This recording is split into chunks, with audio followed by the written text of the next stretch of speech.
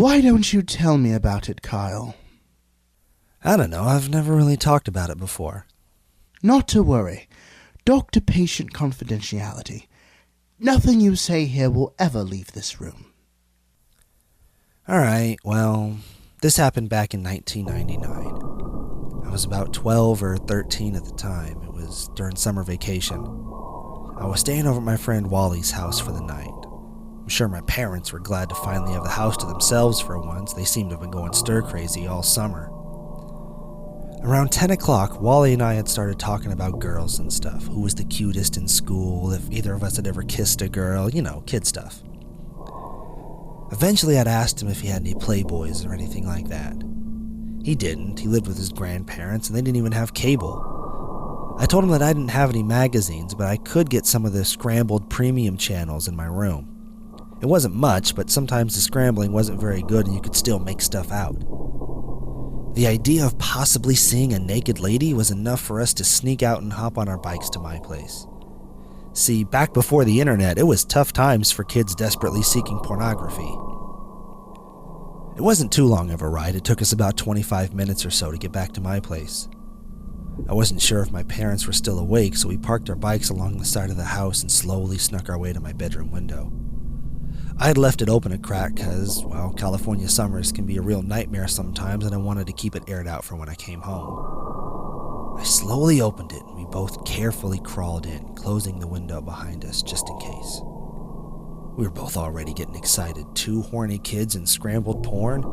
The only way it could get any better was if we had some crispy M&Ms and a can of Hi-C Ecto Cooler to wash it down. Simpler times.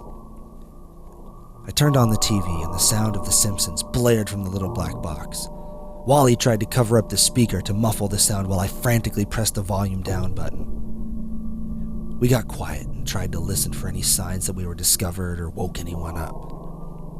After a few moments of silence, we knew we were safe. After breathing a sigh of relief, I started to turn the volume back up until it was just loud enough for us to hear it clearly. See, the thing with scrambled porn was the picture might come in fuzzy, but the sound usually was a lot clearer. And back in those days, you had to give your imagination as much to work with as possible. I started to scan through the high channels. Most wouldn't come in at all, mostly static and white noise.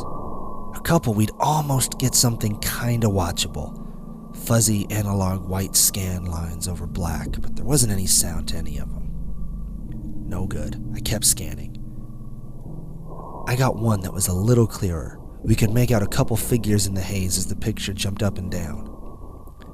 Too bad it wasn't porn, it was Lethal Weapon 4 on pay-per-view. I recognized Danny Glover's voice yelling at Riggs. It was starting to look hopeless. Maybe it wasn't late enough in the evening. Sometimes the adult content didn't start until late. Finally, I got something. I could definitely make out a woman. The hair gave it away. Waves of offset green and magenta danced around the screen, and there, me and Wally sat, almost going cross-eyed from trying to decipher the image on the screen. We were pretty sure we saw a nipple at one point, so we stayed on the channel. We continued to stare entranced at the abstract imagery playing out on the screen before our eyes. At one point, we weren't sure if we saw a small penis or a large toe, but we didn't care. You took what you could get back in those days. Usually you could tell when there was a scene change because the scrambling would change, but this one stayed for quite a while. The woman had stopped moaning a while ago, but we could still see her on the screen. Well, kinda see her. Wally decided to mess with the cable and see if the picture got any better. He twisted and turned the thick black coaxial plugged into the back of my TV, and the scrambling pattern would sometimes change. At one point it cleared up enough that I could have sworn I saw a knife on the screen. I tried to show Wally, but as soon as he stopped fiddling with the cables, the picture went back to how it was. I turned up the volume to try and see if we could hear anything. It didn't sound like sex. It sounded kind of wet and sloshy.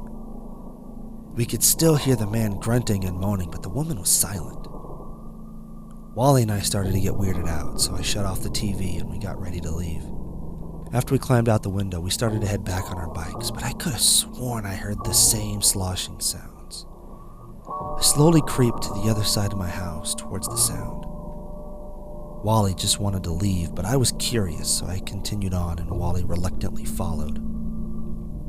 The light in the garage was on, which was odd because by this point it was after midnight. I walked over to the side of the garage and ducked under the window. Wally kept saying we should go. He was so nervous he was shaking. I put a hand on his shoulder to reassure him and slowly started to peer up through the window. I saw a video camera on a tripod. It was hooked up to a VCR on my dad's workbench under the window.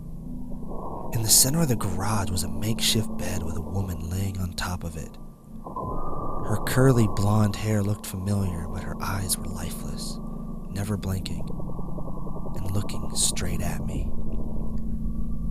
I ducked back down as my heart beat so violently I thought it would burst through my chest like an alien. I heard my dad's voice say something to someone inside. I decided to look one more time. I saw my dad, shirtless with a red-stained rag tossed over his shoulder.